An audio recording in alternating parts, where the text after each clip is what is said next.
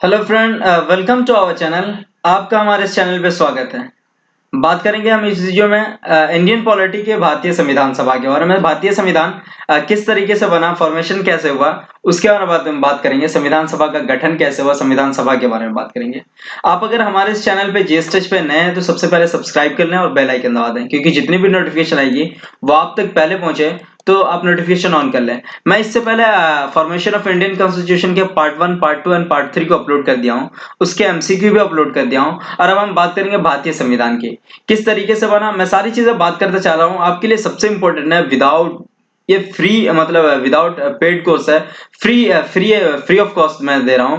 इसलिए कि मैंने देखा हूं कि जितने चैनल अगर पॉपुलर हो गए हैं तो वो पेड कोर्स कर लिए हैं, जिस तरीके से आप देख रहे होंगे यूट्यूब चैनल पे। लेकिन मैं उससे भी आसान लेकर के आ रहा हूं, आपको कोई परेशानी नहीं हो, कोई भी कहे तो कठिनाई ना फेस करना पड़े, उसके लिए मैं लेकर के आऊं भारतीय संविधान सभा का। चलिए, अगर नए हैं तो सब्सक्राइब कर लो और बेल आइकन दबा दें, लाइक शेयर एंड कमेंट्स करें। कमेंट्स में हमें बताएं कि हमारी वीडियो कैसी लगी आपको। चलिए स्टार्ट करते हैं।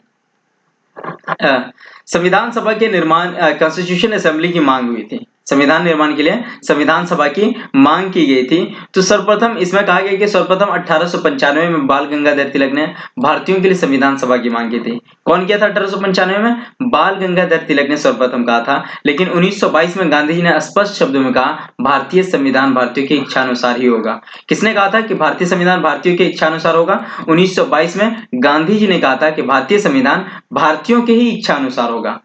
ठीक है। एक दल के रूप में सर्वप्रथम स्वराज पार्टी ने, अगर कोई कहे तो किस पार्टी ने संविधान सभा की मांग की थी, तो सबसे पहले हम कहेंगे स्वराज दल पार्टी ने संविधान सभा की मांग की थी। और कब की थी? 1924 में की थी मांग।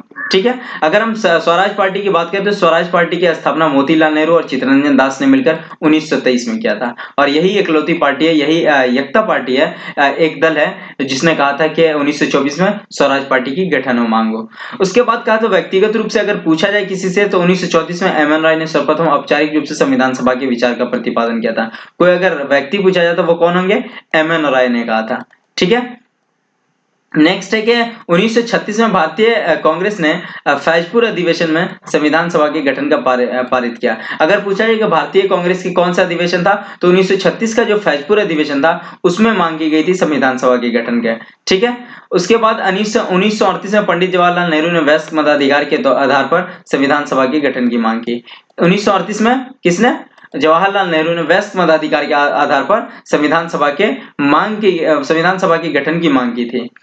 उसके बाद करते हैं कि संविधान निर्माण के लिए संविधान सभा का गठन कैसे हुआ। भारत में संविधान सभा का गठन कैबिनेट मिशन के तहत हुआ। ठीक है। किसके तहत हुआ? कैबिनेट मिशन 1946 के तहत हुआ था। ठीक है। 9 दिसंबर 1946 को दिल्ली के केंद्रीय विधानसभा हॉल में आयोजित संविधान सभा की प्रथम बैठक हुई। कहां हुई आयोजित? विधानसभा हॉल में आयोजित हुई थी। दिल्ली के केंद्रीय विधानसभा हॉल में आयोजित हुई थी संविधान की प्रथम बैठक 9 दिसंबर 1946 को। पहली बैठक कब हुई थी? 9 दिसंबर 1946 को। डॉक्टर सच्चिदानंद सिन्हा को संविधान सभा का अस्थायी सदस्य चुना गया था। डॉक्टर सच्चिदानंद सिन्हा संविधान सभा में मौजूद थे, तो इन्हें अस्थायी सदस्य चुना गया था, अस्थायी अध्यक्ष चुना गया था। अब ये अस्थायी सदस्य जब चुने गए थे तो ऐसा क्यों चुना गया इन्हें? मतलब कोई वहां नहीं थे और सबसे सीनियर में सच्चिदानंद ही थे, इसलिए इन्हें चुन लिया गया था। फिर होता है दूसरा, जब चला था अधिवेशन, वो चला था 11 दिसंबर को, 2 दिन के बाद दूसरी बैठक हुई थी। ये इसमें डॉक्टर राजेंद्र प्रसाद को अस्थायी सदस्य बनाया गया। क्या किया गया? अस्थायी सदस्य डॉक्टर राजेंद्र प्रसाद को बनाया गया, तथा बी एन राव, कौन है? बेनेगल नरसिंह राव को नियुक्ति संवैधानिक सलाहकार। अगर संवैधानिक सलाहकार अगर किसी को माना जाता है तो वो बी एन राव को संवैधानिक सलाहकार बनाया जाता है। ठीक है। संविधान सभा की कार्यवाही स्टार्ट हुई, जिसमें 13 दिसंबर 1946 ईस्वी को पंडित जवाहरलाल नेहरू द्वारा पेश किए गए उद्देश्य प्रस्ताव को प्रारंभ किया गया। मतलब प्रियम्बल जब बना था तो वो प्रियम्बल किसने पेश किया था? सबसे पहले प्रस्ताव रखा था प्रियम्बल का प्रस्ताव, उद्देश्य प्रस्ताव के साथ प्रारंभ किया था वो 13 दिसंबर 1946 को जवाहरलाल नेहरू ने। और उद्देश्य प्रस्ताव 22 जनवरी 1947 को स्वीकृत हुआ। कब हुआ? 22 जनवरी 1947 को एक्सेप्ट कर लिया गया। उसके बाद आता है, इनके बाद संविधान सभा के संविधान निर्माण के अनेक समितियां, प्रमुख समितियां और उसके अध्यक्ष। प्रारूप समिति के अध्यक्ष किसे नियुक्त किया गया? भीमराव अंबेडकर को। संघ शक्ति के अध्यक्ष पंडित जवाहरलाल नेहरू को। संचालन समिति डॉक्टर राजेंद्र प्रसाद। संघ संविधान समिति पंडित जवाहरलाल नेहरू। प्रांतीय संविधान समिति सरदार वल्लभ भाई पटेल और झंडा समिति जेबी कृपलानी। इस दोनों में एक ही आप कॉमन वर्ड देख रहे होंगे, संघ। अगर संघ आता है संघ शक्ति समिति या संघ संविधान समिति तो जवाहरलाल नेहरू होगा। कौन होगा? जे.एन. नेहरू होगा। प्रारूप समिति आप याद ही होगा आपको, डॉक्टर भीमराव अंबेडकर। प्रांतीय के लिए वल्लभ भाई पटेल। संचालन में राजेंद्र प्रसाद और झंडा समिति जेबी कृपलानी की अध्यक्षता थी। ठीक है। उसके बाद आता है संविधान सभा कॉन्स्टिट्यूएंट असेंबली के प्रमुख सदस्य उनके अध्यक्ष। उद्देश्य प्रस्ताव। इस उद्देश्य प्रस्ताव में बी.एन. राव ने भारतीय संविधान का प्रथम प्रारूप तैयार किया। किसने तैयार किया? बी.एन. राव ने भारतीय संविधान का प्रथम प्रारूप तैयार किया। बी.एन. राव द्वारा तैयार किए गए प्रारूप की जांच करने के लिए 29 अगस्त 1947 को भीमराव अंबेडकर की अध्यक्षता में 7 सदस्यों की प्रारूप समिति का गठन किया गया। कितने सदस्य थे? 7 सदस्य थे प्रारूप समिति में। किस समिति में? प्रारूप समिति में 7 सदस्य थे। 7 सदस्य का गठन किया गया। इनमें सदस्य कौन कौन थे? तो इनमें सदस्य थे डॉक्टर भीमराव अंबेडकर अध्यक्ष बने, एन गोपाल स्वामी अयंगर, अल्लादी कृष्णा स्वामी अय्यर, कन्हैया लाल मणिकलाल मुंशी, सैयद मोहम्मद सादुल्ला, एन माधवराव और डीपी खेतान। ये 7 सदस्य थे। इनमें क्या होता है कि आप देखेंगे नोट में मैं लिख दिया हूं कि एन माधवराव बीएल मित्र के स्थान पर आ जाते हैं। ये बीएल मित्र जो है बीएल मित्र की जगह पर बीएल मित्र के स्थान पर कौन आते हैं? एन माधवराव बीएल मित्र के स्थान पर आते हैं। और टीटी कृष्णामाचारी की जगह पर डीपी खेतान आ जाते हैं। डीपी खेतान किसके आ जाते हैं?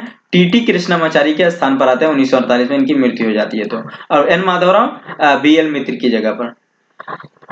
यहाँ पर एक नोट, डॉक्टर भीमराव अंबेडकर पूर्वी बंगाल से चुने गए थे, किंतु भारत पाक विभाजन के पश्चात पूर्वी बंगाल पाकिस्तान में चला गया।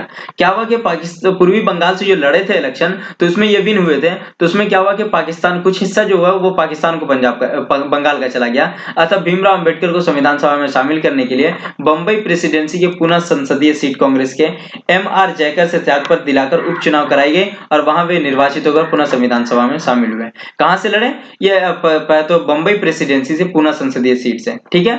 उनमें कांग्रेस के एम.आर. जयकर से त्यागपत्र दिलवाकर उपचुनाव कराई गई और सदस्य चुने गए। प्रारूप समिति के अध्यक्ष में डीपी खेतान, गोपाल, माधव, कृष्ण, कन्हैया सभी।